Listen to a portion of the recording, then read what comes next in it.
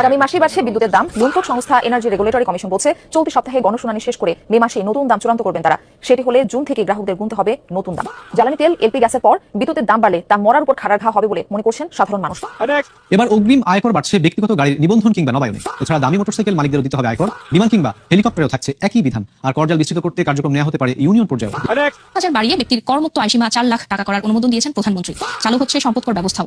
একই সময় চাল, ডাল, চিনি, খেজুর, ফল ও সব ধরনের নিত্যপণ্যের উপর থাকা উৎসে কর 0.5% নির্ধারণ করা হয়েছে। আসছে বাজেটে 20% পর্যন্ত বাড়তে পারে সিগারেটের দাম। উঠে যেতে পারে সরিষা, সূর্যমুখী, রাইস ব্র্যান তেল, চিনি এবং মুড়ির উৎপাদনে থাকা অব্যাহতি সুবিধাও। ফলে দাম বাড়তে পারে পণ্যগুলোর, পাশাপাশি কর বাড়তে পারে বিভিন্ন গুঁড়া মশলা। মূলত আয় বাড়াতেই এমন সিদ্ধান্ত নেওয়া হচ্ছে। একদিকে জ্বালানি তেলের সংকট, অন্যদিকে মূল্যবৃদ্ধি, সব মিলিয়ে নাভিশ্বাস জনজীবন।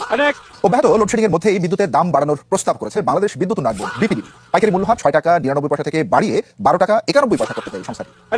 ধান, চাল, গম, আলুর মতো অর্থ শতপণ্যে বাড়ছে ভ্যাট এবং সম্পর্ক শুল্ক। এই সংক্রান্ত রাজস্ব প্রস্তাবনা তৈরি করেছে জাতীয় রাজস্ব বোর্ড এনবিআর। এবার বাবা মা, ভাই বোন কিংবা দাদা দাদির কাছ থেকে পাওয়া সম্পদের উপর কর বসাতে যাচ্ছে এনবিআর। সম্পদের মূল্য ভেদে যা হবে সর্বনিম্ন 1% থেকে সর্বোচ্চ 10%। প্রথমবারের মতো এই ব্যবস্থা চালুর মাধ্যমে 5,000 কোটি টাকা বাড়তি আয় করতে চায় রাজস্ব বোর্ড।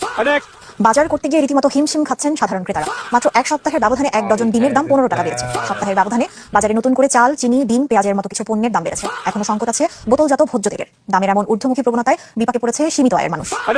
ফ্যামিলি কার্ড, কৃষক কার্ড, প্রবাসী কার্ড, এলপিজি কার্ড।